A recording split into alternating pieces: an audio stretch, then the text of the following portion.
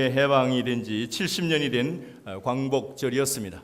이제 그래서 교회마다 광복주의를 전후해서 지키고 있습니다.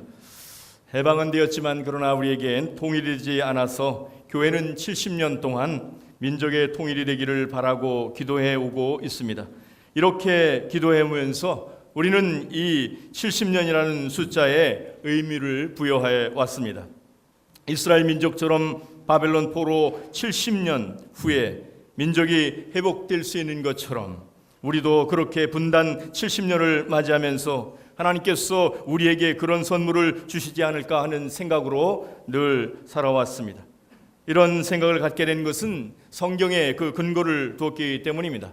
다니엘서 9장에 보면은 바벨론의 포로로 잡혀가서 70년의 복역의 때를 지나고 있을 때에 다니엘이 예레미야서를 읽는 가운데 예루살렘의 그 황폐함이 70년 만에 그칠 것이라고 하는 말씀을 읽고 너무 감사하고 기뻐서 하나님 앞에 금식하고 기도하는 내용이 나오는 것을 보게 됩니다. 다니엘서 9장 2절에 있는 말씀입니다. 다니엘서 9장 2절을 같이 한번 읽어보겠습니다.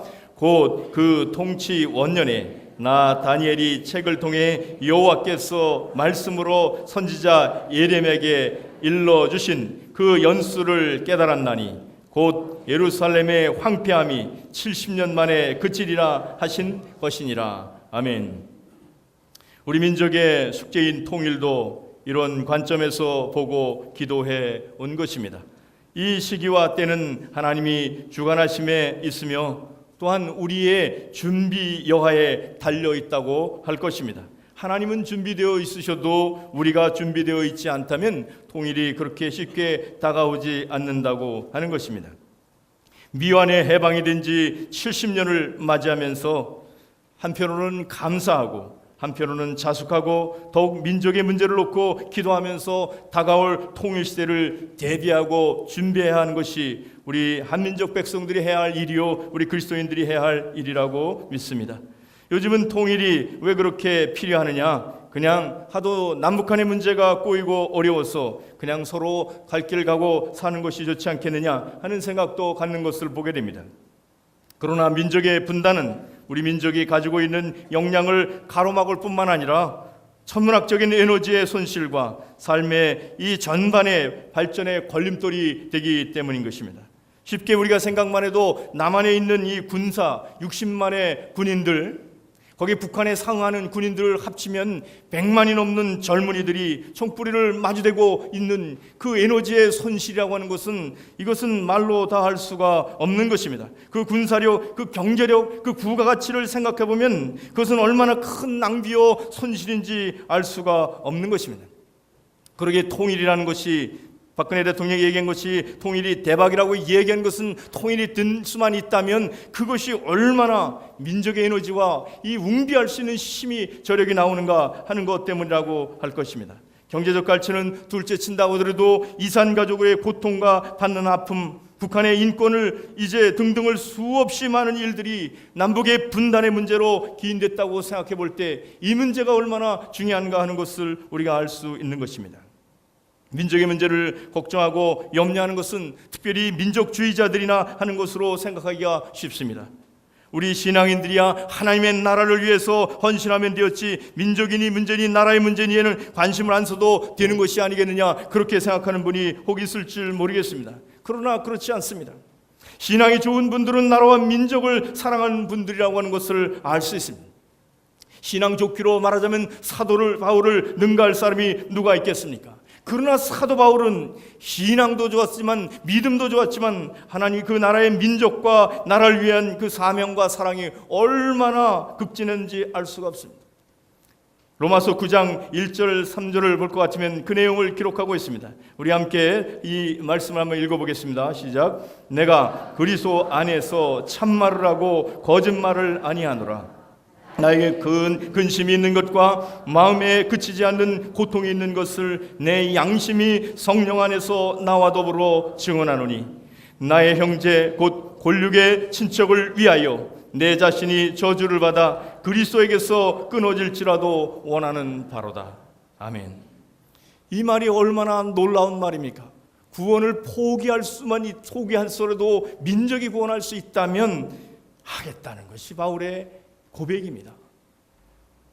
1919년 있었던 3.1운동 당시에 각 종교별로 그 3.1운동에 참여한 그 분포도를 퍼센테이지를 보면은 이제 그 당시에 우리 기독교인들이 전체 인구의 한반도 인구의 2% 정도가 안 되는 그렇게 미약한 18만 명 정도가 우리 기독교인들이었습니다. 그런데 이 3.1운동 당시에 참여해서 감옥에 gathin 사람들을 이 퍼센테이지를 낸 것을 보면 거기에 이 기독교인들이 17.6%, 3,429명이었고 천도교는 11.8%, 2,208명이요. 유교가 3.4%, 불교는 1.1%, 220명. 당시에 불교는 전체 민족의 1,500만 명의 불교인인데 비하면 너무나 미미한 것을 우리가 알 수 있습니다. 이런 통계 자료가 말해주는 것은 하나님을 믿는 사람들은 나라를 사랑하고 민족 문제를 위하여 희생하는 사람들이요, 기도하는 사람들이요, 헌신하는 사람들이라고 하는 것을 우리가 알 수 있습니다. 우리 한국의 격동긴 20세기 근현대사에 영향을 끼친 수많은 인물들이 대부분이 기독교인이었다는 것입니다. 백번 김구 선생이나 이승만 박사나 도산 안창호 선생이나 남강 이승훈 선생이나 김규식 선생이나 월남 이상재, 고당 조만식, 이 모두가 그리스도인들이었다고 생각해보면 얼마나 자랑스러운 우리 신앙의 선배들인지 알 수 없습니다. 기독교 인구가 2%, 3% 정도밖에 안 되는 나라에서 3.1운동의 독립선언문 33명의 이름 가운데 18명이 기독교인이라고 하는 것은 얼마나 많은 기독교인들이 이 민족의 문제에 참여하는 것을 알 수 있습니다. 우리가 이렇게라도 살 수 있는 것은 먼저는 하나님의 은혜요, 둘째는 우리 민족의 선배들의 믿음과 기도와 희생과 헌신의 결과라고 할 것입니다. 따라서 신앙이 좋은 사람은 나라와 민족을 위하여 걱정하고 기도하고 전략을 세워서 하나님의 뜻을 세워가는 것이 마땅하고 해야만 되는 일이라고 하는 것입니다. 오늘 말씀은 하나님을 주로 삼는 나라는 복이 있다고 말씀하고 있습니다. 오늘 시편 33편 12절에 있는 말씀 너무 중요하니까 이 말씀을 같이 한번 다시 읽어보겠습니다. 시작. 여호와를 자기 하나님으로 삼는 나라 곧 하나님의 기업으로 선택된 백성은 복이 있도다. 아멘.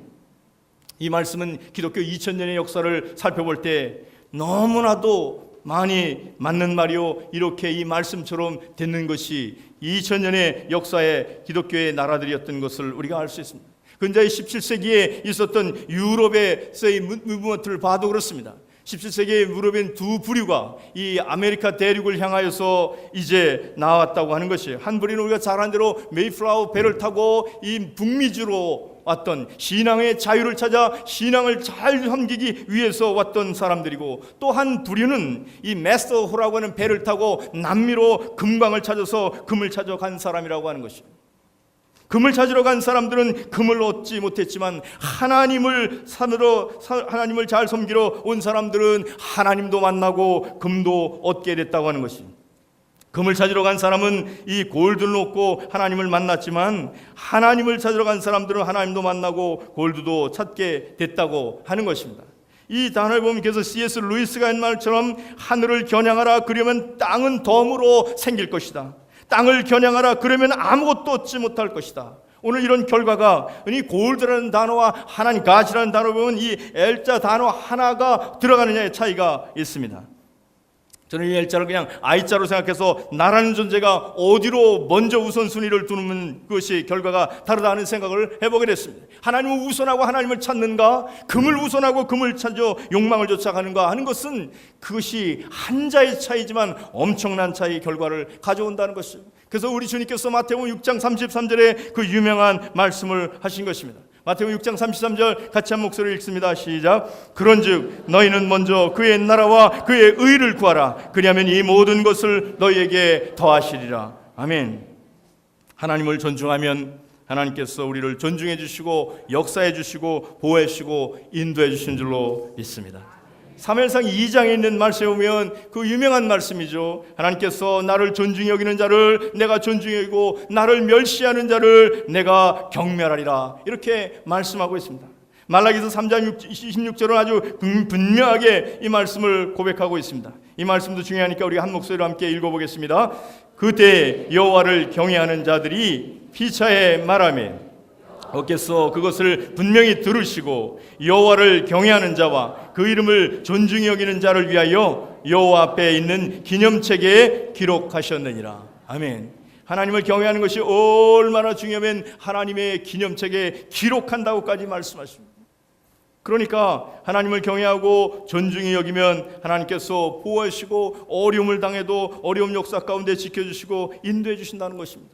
오늘 읽은 말씀의 8절부터 10절에 있는 말씀이 그런 내용을 기록하고 있습니다. 8절에 보면 온 땅은 여호와를 두려워하며 세상의 모든 거민은 그를 경외할지어다. 존재하는 만물이 하나님을 경외하라는 것이죠. 9절에 그가 말씀하심에 이루어졌으며 명령하심에 견고히 있었도다. 결국 하나님은 하나님의 말씀이 선포되면 그 선포된 말씀대로 이 역사가 그렇게 됐다는 것이에요. 10절 말씀에 보면 여호와께서 나라들의 계획을 폐하시며 민족들의 사상을 무효하게 하시도다. 하나님께서 각 나라가 그런 어떤 여러 가지 계획을 세우고 무슨 이런 꿈을 갖지만은 그것이 하나님의 뜻에 맞지 않으면 그 계획을 폐하기도 하시고 그 사상을 없애버리시기도 한다, 그런 말이죠.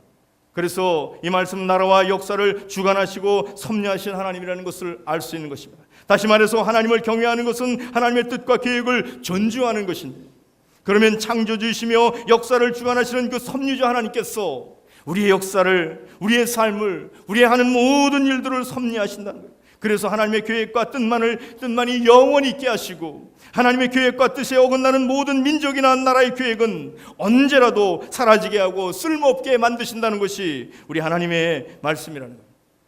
우리가 너무나 잘 아는데도 인류 역사에서 가장 깊은 오명을 남겼던 1917년에 2월에 있었던 러시아 정교회를 무력화시키고 우리가 잘 아는 그 볼셰비키 혁명을 일으켜서 이 러시아를 공산화를 만들었던 그 70년의 역사를 너무나 잘 압니다. 70년의 역사를 공산주의로 하나님 없이 그 이념으로 다스렸던 민족이 너무나 피폐하고 황폐해져서 70년 만에 그 사상을 내려놓을 수밖에 없었던 것이 우리가 이제 근대사의 우리 이제 전 세계에 돌아가는 뉴스여 소식인 것을 우리가 너무나 잘 알 수 있습니다.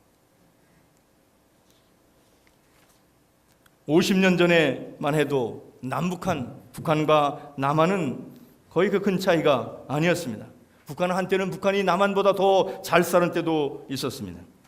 그러나 북한이 공산주의로 무장하고 하나님을 부인하고 교회를 탄압하고 기독교인들을 말살하기 시작하면서 저들은 또한 이 김일성 종교, 이단 종교 같은 것을 이렇게 빠져서 결국은 가장 처참한 나라가 된 것이요, 인권의 탄압과 기독교를 말살하는 정책이 기조된 체제가 오늘 북한의 실상인 것을 우리가 너무나 잘 알 수 있습니다.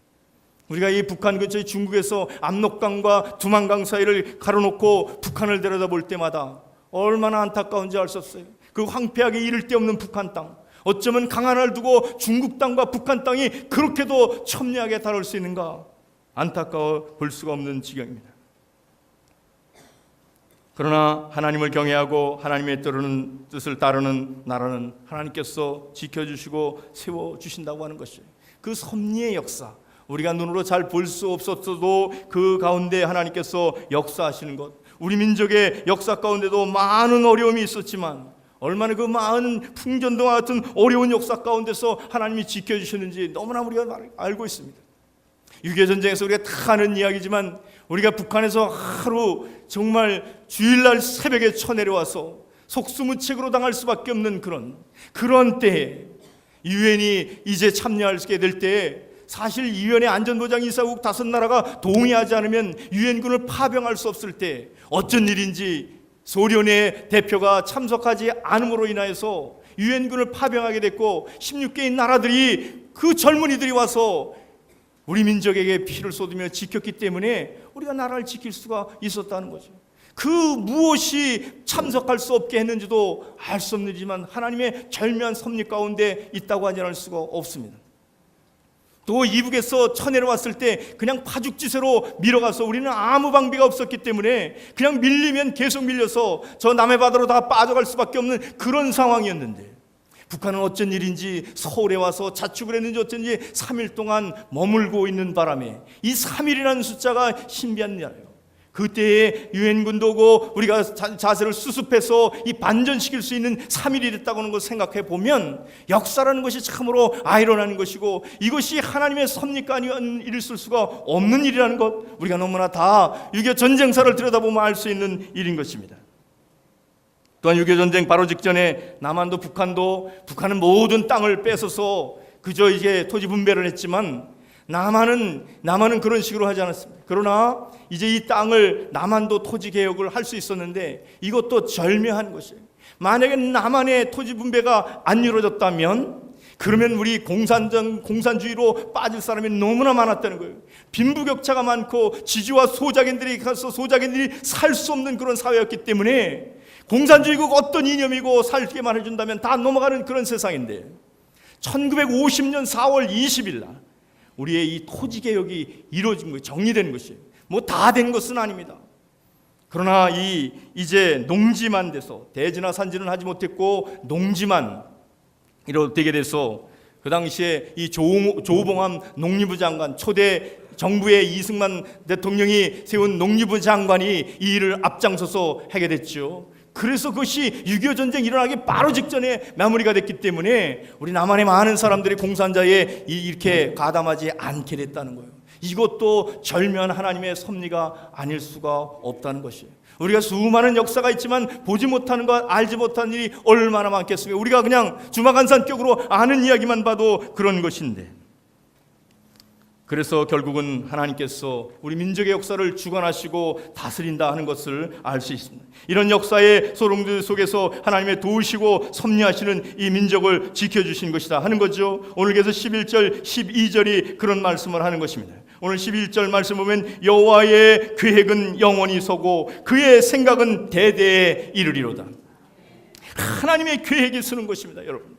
그러니까 내 계획이나 세상적인 것은 내려놔야 돼요. 우리 하나님의 계획에 세울 수 있도록, 하나님의 생각에 이룰 수 있도록 내가 그걸 맞출 수 있어요. 12절 여호와를 자기 하나님으로 삼는 나라 곧 하나님을 기업으로 선택하는 백성은 복이 있도다. 오늘 이번 주 주예배에도 우리가 이 요절로 이 두 구절을 했습니다. 여러분께서 꼭 적으시고 외시고 붙여놓고 하셔서 이런 말씀을 내 말씀으로 삼으셔야 돼요. 그래서 여러분 꼭 암송할 수 있기를 바랍니다.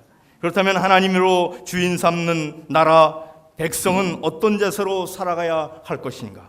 어떻게 하면은 그 하나님으로 주인 삼았다고 하는 그 내용이 구체적으로 우리 삶 가운데 어떤 것인가 하는 것을 살펴볼 수 있어야 된다 하는 것입니다. 하나님을 주인 삼은 어떤 것인가? 첫째는 우리는 하나님의 소유된 이 소속감이 sense of belonging, 우리 이 소속감이 분명해야 돼요. 이 소속감이 너무나 중요한 것입니다. 내가 하나님의 자녀요, 하나님의 백성으로 소속됐다고 하는 것, 이것을 클리어할 수 있어야 돼요. 그래야 하나님의 백성으로서 그 역사를 감당할 수 있게 된다, 그런 말이죠. 이사야 43장 1절에 있는 말씀을 보시면 우리 함께 이 말씀을 읽어보겠습니다. 시작. 야곱아 너를 창조하신 여호와께서 지금 말씀하시니라. 이스라엘아 너를 지으신 이가 말씀하시니라. 너는 두려워하지 말라. 내가 너를 구속하였고 내가 너를 지명하여 불렀나니 너는 내 것이라. 아멘. 하나님이 지명하여 불러서 하나님의 자녀가 된 것, 소속된 것, 이것이 분명해야 우리가 하나님의 역사를 제대로 감당할 수 있게 된다는 것입니다. 내가 하나님을 소유한 것이 아니라 하나님이 나를 소유로 삼아주심, 내가 하는 것은 놨다 붙였다 하기 때문에 불안정하지만 하나님이 나를 붙잡았던 그 사실을 내가 받아들이고 믿고 흔들리지 않는 것, 그것을 말합니다. 그래서 하나님만을 온전히 의지하는 것, 이와 같은 삶을 말하는 것입니다.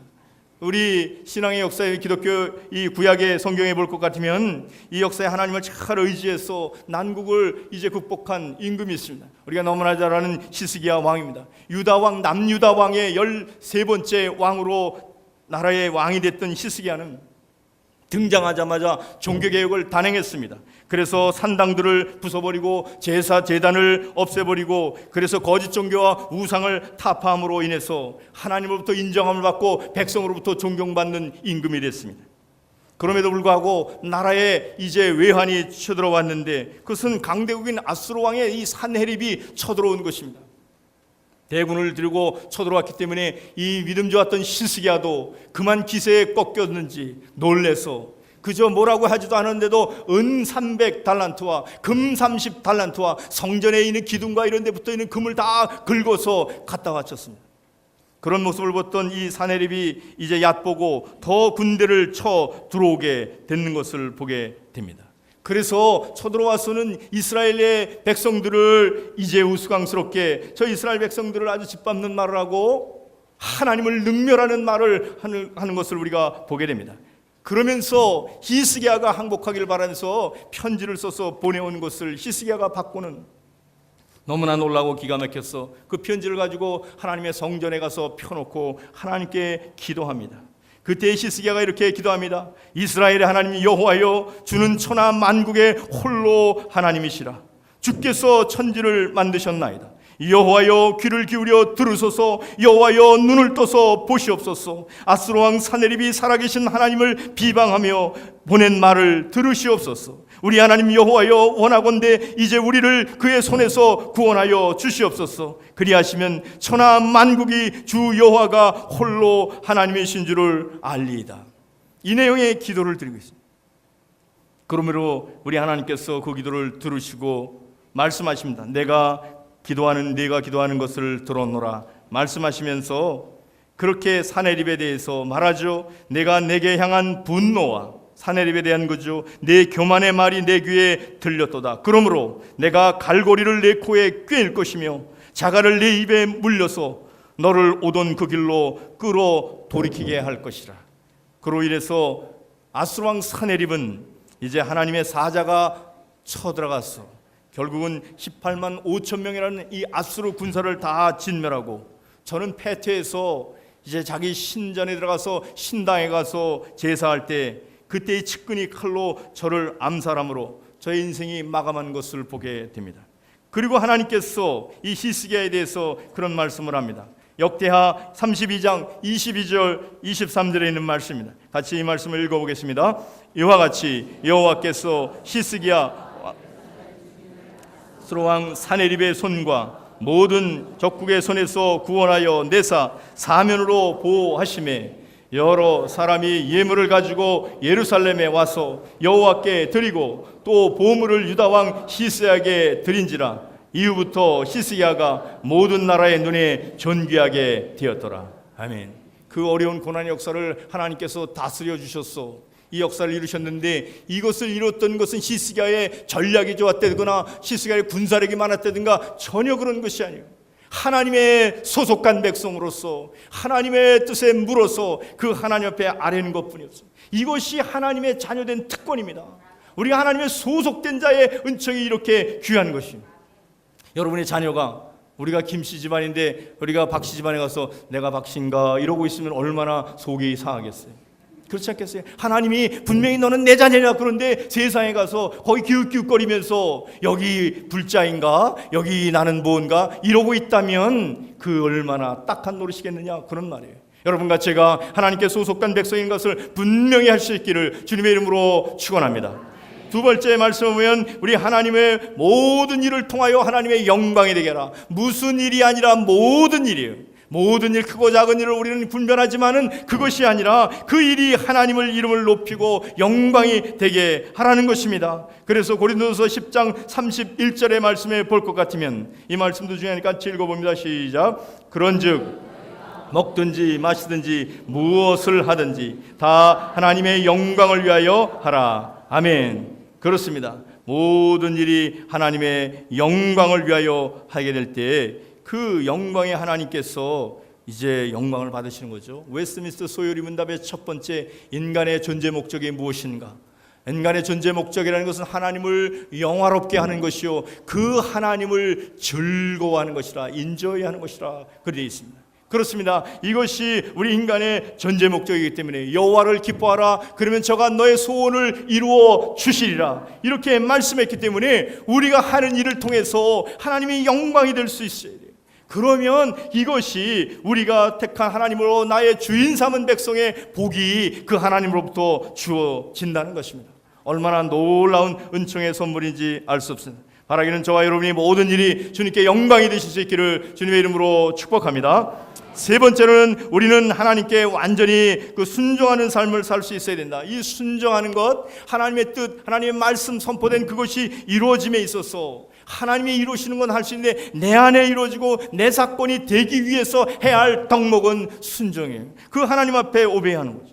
그래서 우리 주님도 이 순종함을 배우셔서 온전하게 되셨다고 히브리 기자는 말하고 있습니다. 히브리서 5장 8절 9절에 있는 말씀이 그 말씀입니다. 우리가 이 말씀도 중요하니까 같이 읽어보겠습니다. 시작. 그가 자도 받으신 고난으로 순종함을 배워서 온전하게 되셨은즉 자기에게 순종하는 모든 자에게 영원한 구원의 근원이 되시고. 그렇습니다. 우리 주님이 이 순종을 배우신 그 완전하게 되신 그분에게 순종하게 되면 그 모든 자에게 영원한 구원을 주시겠다는 것입니다. 이 얼마나 놀라운 것입니다. 따라서 우리가 알든지 모르든지 이 하나님의 뜻이 분명할 때 그 뜻에 순종할 수 있는 것 얼마나 중요한지 몰라요. 우리 한국에 참 우리 민족에 와서 생명을 다하여서 우리 민족의 복음화를 위해서 헌신하신 외국인 선교사님 있죠. 우리 강원도의 예수원이라고 하는 거기에 대천덕 신분, 지금은 세상을 떠나셨습니다마는 이분은 한국을 위해서 오셨고 한국말을 배워서 한국 사람들에게 복음을 전하시도록 그 생명을 다하신 그런 분이십니다. 이분이 6.25 전쟁에서를 보면서 하나님께 기도하면서 받은 것이 하나가 있는데 그것 가운데 무엇이냐면 우리 민족이 이렇게 부강하고 복을 받을 수 있었던 것은 우리도 모르는 사이에 하나님의 뜻에 순종한 것이 있다는 거예요. 그것이 무엇인가? 그랬더니 그것은 북한으로부터 내려오는 1000만 명의 이 가족들을 우리가 다 수용해서 함께 먹고 살았다는 거예요. 이것이 보통 큰 일이 아니에요. 인류 역사에서 이런 일은 극히 드문 일이요, 그렇게 한 적이 없다는 거예요. 어느 나라가 1000만이 내려와서 같이 먹고 같이 살 수 있는 나라가 어디 있느냐는 거예요. 그런데 이것을 하나님께서 계산해 주셨다는 것입니다. 마태복음 25장 35절 36절에 우리 주님께서 그런 말씀을 하신 적이 있어요. 중요하니까 이 말씀도 읽어보겠습니다. 시작. 내가 줄일 때에 너희가 먹을 것을 주었고 목마를 때에 마시게 하였고 나그네 되었을 때 영접하였고 헐벗었을 때 옷을 입혔고 병들었을 때 돌보았고 옥에 갇혔을 때에 와서 보았느니라. 이와 같은 것입니다. 속수무책으로 내려왔던 그런 분들, 개나리 부침 지고 하나 내려왔던 그분들과 같이 더불어서 우리가 반세기를 살아가면서 이렇게 섬기고 살아갔던 것이 하나님이 작은 자를 섬긴 것으로 계산해 주셔서 우리가 이와 같은 그 뜻에 하나님의 이런 말씀이 내가 몰랐더라도 잘 섬길 수 있던 것, 부주 중에 천사를 대접한다는 것, 이것이 얼마나 복된 것이냐 하는 것이죠. 그렇게 섬기고 순종하면 우리 하나님께서 복을 내려주시는 줄로 믿습니다. 마지막으로 우리가 하나님을 우리의 섬기는 백성이 된 것, 하나님을 나의 주인 삼고 하나님이 주시는 백성의 복을 받는다고 하는 것의 네 번째는 하나님의 뜻을 언제나 내 뜻을 꺾고 하나님의 뜻을 구하고 따라가야 된다는 것, 그 뜻을 쫓아가야 된다는 것입니다. 요한일서 5장 14절 15절의 이 유명한 말씀입니다. 우리 함께 이 말씀을 읽어보겠습니다. 시작. 그를 향하여 우리가 가진 바 담대함이 이것이니 뜻대로 무엇을 구하면 들으심이라. 우리가 무엇이든지 구하는 바를 들으시는 줄을 안즉 우리가 그렇게 구한 그것을 얻은 줄을 또한 아느니라. 아멘. 하나님의 뜻대로 구하는 것, 그래서 내 뜻을 접고 아무렴 여러분 우리 뜻과 하나님의 뜻에서 내가 내 뜻을 접고 하나님 뜻을 선택하면 손해본다고 생각하세요? 아니요. 하나님의 뜻 안에 우리의 모든 것이 포함되어 있기 때문에 이것이 하나님의 뜻을 구하면 그 안에 다 이루어지는 것이에요. 우리 민족 가운데서 크게 복음화의 역사한 큰 인물 중에 한 분이 저는 CCC를 창설했던 김중건 목사님이라고 생각해요.